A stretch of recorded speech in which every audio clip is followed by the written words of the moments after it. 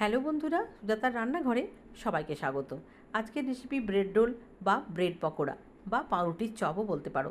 তার জন্য এখানে নিয়েছি 4 পিস পাউরুটি। ধারগুলো কেটে নিয়ে হাতে করে টুকরো টুকরো করে নিয়ে একেবারে গুঁড়ো করে নিয়েছি।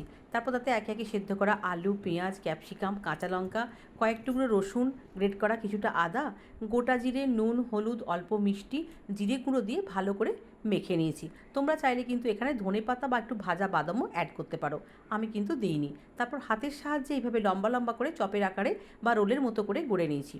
একটা পাত্রের মধ্যে ব্রেড ক্রাম্ব নিয়ে ভালো করে কোট করে নিয়ে রেখে দিয়েছি। আর এদিকে কড়াইয়ে দেখো সর্ষের তেল গরম করে নিয়েছি। সর্ষের তেলটা কিন্তু প্রথমে হাই ফ্লেমে বেশ ভালো করে গরম করে নেবে, তারপর লো ফ্লেমে আস্তে আস্তে করে এই পকোড়াগুলো বা ব্রেড রোলগুলো হালকা হাতে এপিট ওপিট করে লাল লাল করে ভেজে তুলে নিয়ে তৈরি হয়ে যাবে পাউরুটির চপ বা ব্রেড রোল। কেমন লাগলো রেসিপি কমেন্ট করে জানিও। ভালো থেকো সব। হ্যালো বন্ধুরা, সুজাতার রান্নাঘরে